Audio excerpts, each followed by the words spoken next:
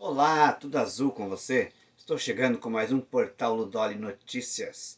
Hoje, quinta-feira, dia 10 de novembro de 2022. Eu sou o Luiz, sou deficiente visual, mas na batalha todos os dias trazendo aí as principais notícias para você. E já pedindo para você dar o seu like, né? Clicar aí no joinha, se inscrever no canal, ativar o sininho das notificações quando você for se inscrever, que assim, ativando o sininho das notificações, vai lá na opção todas. Assim, todo o vídeo que postarmos aqui, você já vai tê-lo em primeira mão. Também deixe seu comentário, é muito importante para nós. E se possível, compartilhe esse vídeo. Ajuda a gente a divulgar o canal na plataforma. Compartilhando aí com seus amigos, pelo WhatsApp, pelo Facebook, por onde quer que você possa compartilhar, vai nos ajudar para que mais pessoas vejam os nossos vídeos, assistam o nosso canal e o canal vai crescendo aqui no YouTube. Então, estou contando com você. Eu quero começar falando de bons negócios. E eu estou falando da Vidraçaria Triângulo. Na Vidraçaria Triângulo você tem profissional qualificadíssimo, um bom atendimento e os melhores preços da região. Na Vidraçaria Triângulo, com certeza você faz um excelente negócio. A Vidraçaria Triângulo está na Avenida Brasil 755, no centro de Laguna Carapã. E atende Laguna e eu disse toda a região. Os telefones da Vidraçaria Triângulo estão na descrição do vídeo. Liga lá, vale a pena. Vidraçaria Triângulo. Representantes do Mato Grosso do Sul tiveram uma reunião ontem em Brasília. A cúpula da política sul-mato-grossense esteve reunida ontem em Brasília para discutir os assuntos da futura administração pública do estado de Mato Grosso do Sul. Na reunião esteve presente o atual governador Reinaldo Azambuja, PSDB, e o governador eleito Eduardo Riedel, também do PSDB. Estiveram presentes também, além da senadora Simone Tebet, do MDB, estiveram presentes deputados e senadores da bancada do Mato Grosso do Sul. A principal pauta da reunião é discutir as emendas parlamentares, ou seja, verbas que virão para o Estado a partir de janeiro de 2023. Os deputados, senadores e o governador, além de discutir essas verbas, é o primeiro encontro entre o alto escalão da política sul-mato-grossense depois da eleição 2022. Senadores e deputados se comprometeram a articular verbas nas áreas de infraestrutura, agricultura familiar, saúde, educação e outras áreas, segurança, é claro, e outras áreas que possam beneficiar o estado de Mato Grosso do Sul.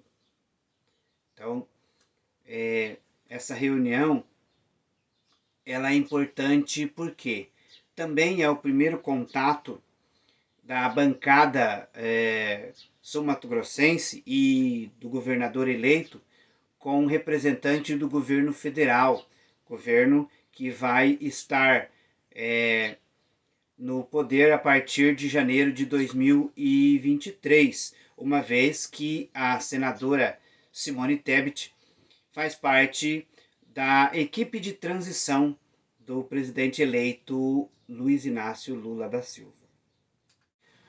O ex-prefeito de Campo Grande, Nelsinho Trade, é acusado de crime sexual contra 7 mulheres.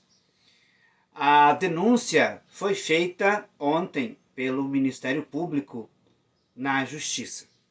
Agora, a Justiça vai decidir se aceita a denúncia ou não.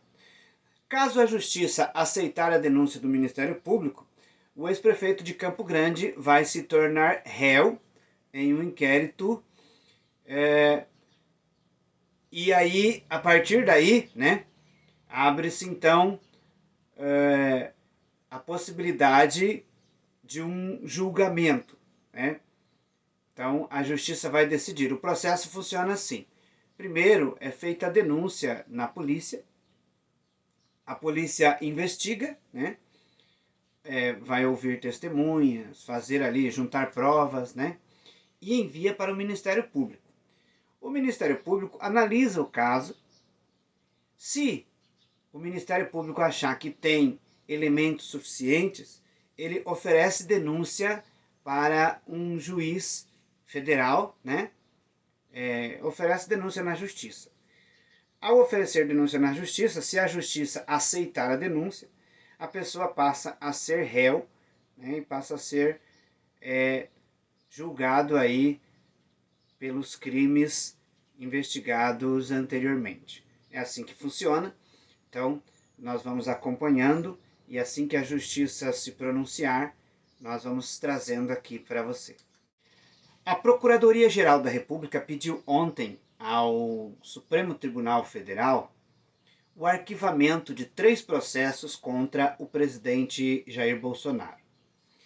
Esses processos, eles foram solicitados ao Supremo Tribunal Federal por políticos.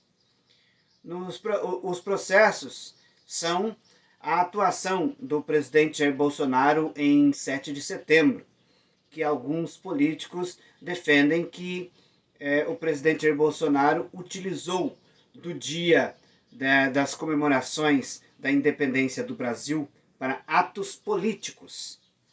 Também um outro processo que o presidente então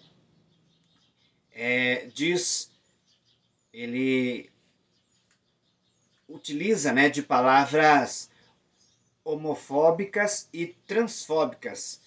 Esse processo também estão pedindo para ser arquivado. Um terceiro processo é da suposta incitação de violência a adversários, bem como incitar também contra o Estado Democrático de Direito e o processo eleitoral. Então, a Procuradoria-Geral da República vê que não há elementos suficientes para uma investigação contra o presidente e pede a arquivação desses 3 processos. A Câmara Federal aprovou ontem um projeto de lei que torna hediondo os crimes de violência sexual contra criança e adolescente. Nesse projeto, aumenta as penas também para estupro de vulnerável, corrupção de menores e também divulgação de imagens pornográficas de crianças e adolescentes na internet. Eu disse que as penas aumentam para violência sexual, né? Qualquer crime, tá? Qualquer ato sexual com criança e adolescente, essa lei torna agora crime hediondo. Então, que bom, né? Acho que é importante essa manifestação do Estado com relação à preservação das nossas crianças e adolescentes, né? O texto vai agora para apreciação e votação do Senado Federal. Você está precisando trocar os pneus do seu carro? Então venha para a Master Pneus.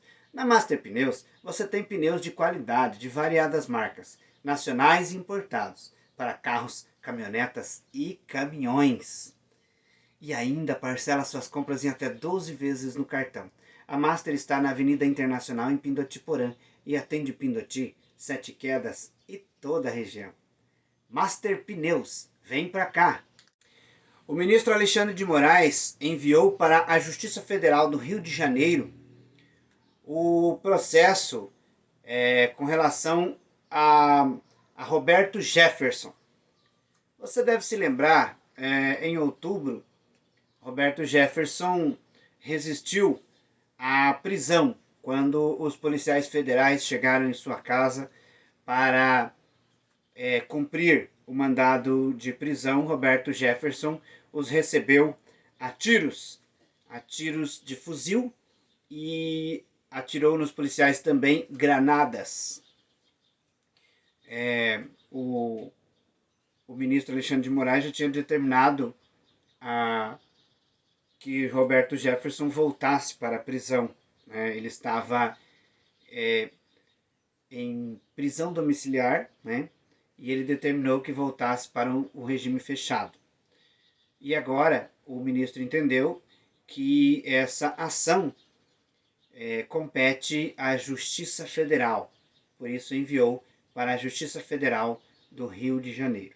Portanto, a partir de agora, quem vai estar julgando os casos aí de Roberto Jefferson é a Justiça Federal do Rio de Janeiro. Pode chegar ao Supremo Tribunal Federal caso decisões sejam tomadas e alguém discorde, daí recorre, aí vai para o TJ, né?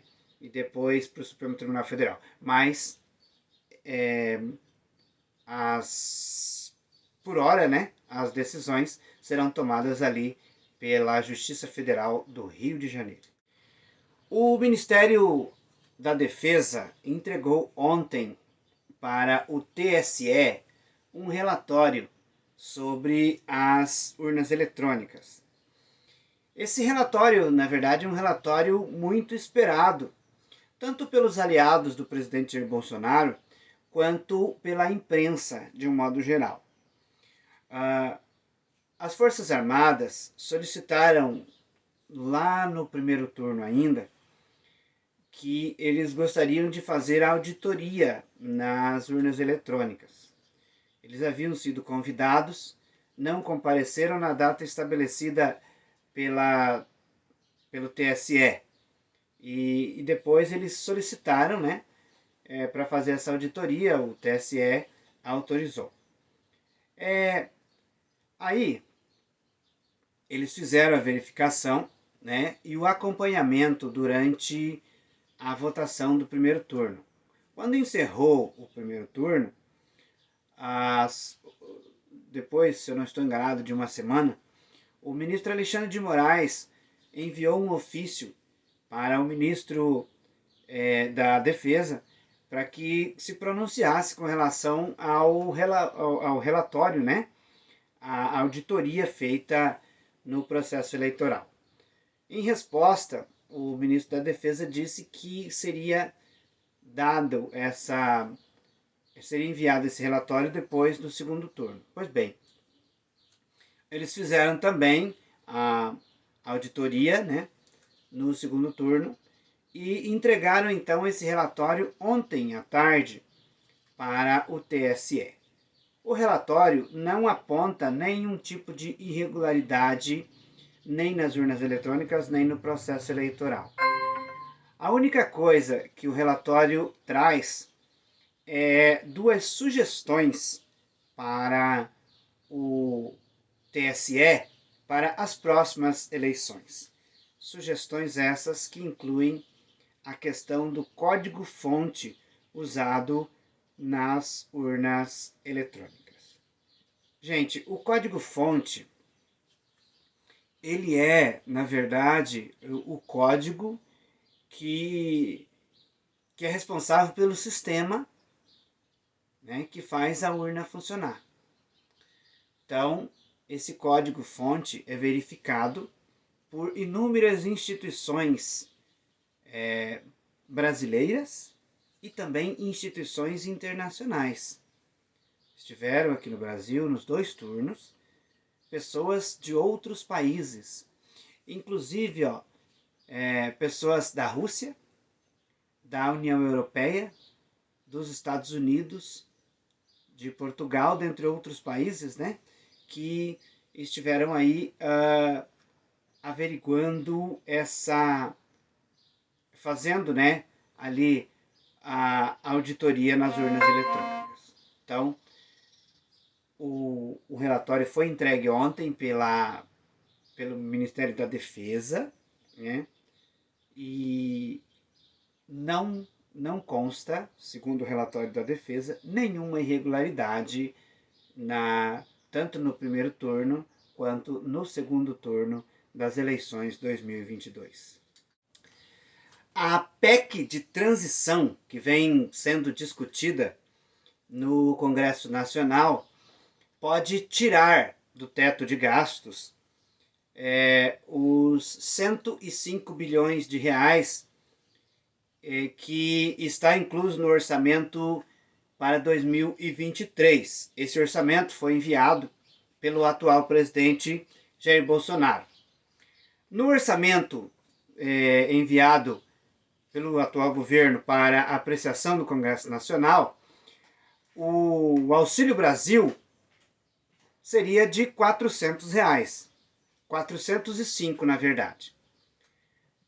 O valor para cobrir esses R$ 400 é de 105 bilhões de reais. Aí, vários partidos vêm discutindo a possibilidade de tirar esses 105 bilhões de reais do teto de gastos. Com essa retirada, não furaria o teto de gastos e conseguiria pagar os 405.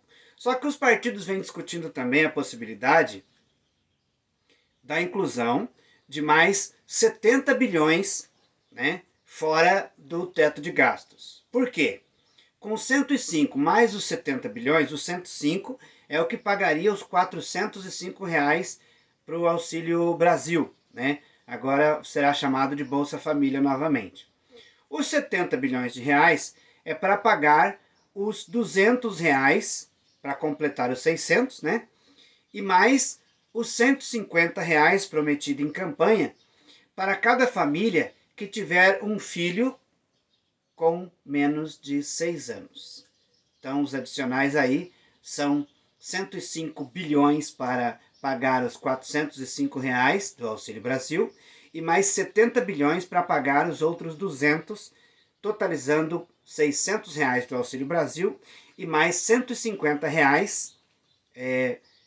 para cada criança, né, para as famílias que tiverem crianças com menos de 6 anos.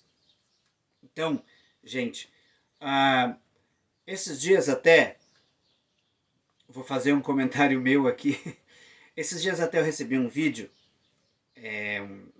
dizendo assim que o governo que está entrando vai fazer uma PEC, né, para fazer mais corrupção. O que acontece?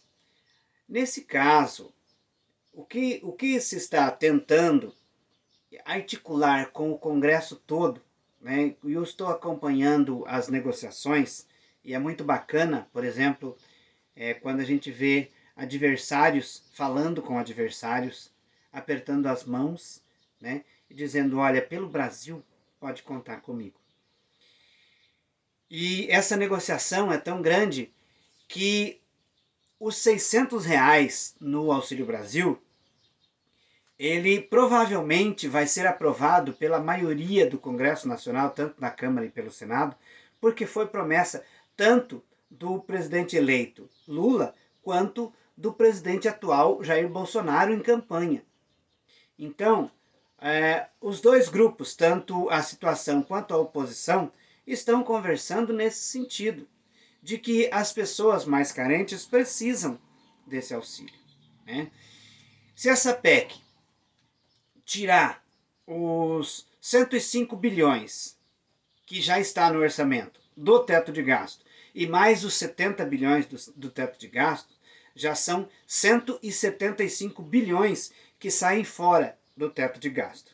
No entendimento de alguns políticos antigos no Congresso Nacional, o presidente que toma posse em janeiro terá esse valor dentro do teto de gasto de 175 bilhões para atuar em outras áreas, como por exemplo, o aumento no salário mínimo, que também foi algo prometido aí em campanha, né? Um aumento acima da inflação, e também o custeio, né, de verbas, como a farmácia popular, por exemplo, que no orçamento deste ano já foi bastante reduzido.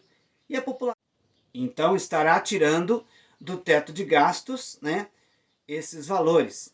Mas vamos ver ainda, a PEC não entrou ainda no Congresso Nacional, né? Depois do texto chegar no Congresso, vamos ver aí o que dizem os deputados e senadores e também se é preciso mudar alguma coisa do texto que chegará, né? Nós vamos estar acompanhando e, na medida do possível, vamos trazendo aqui para você.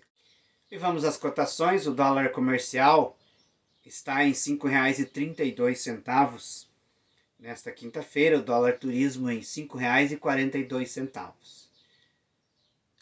E o euro em 5,29.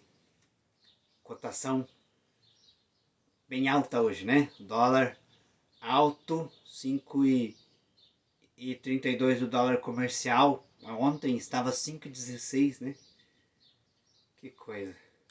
Bom, essas foram as notícias de hoje. Muito obrigado a você que assistiu o vídeo até aqui. Eu volto amanhã, sexta-feira, com as principais notícias do dia, contando com você. Boa quinta-feira e até amanhã, se Deus quiser. Tchau!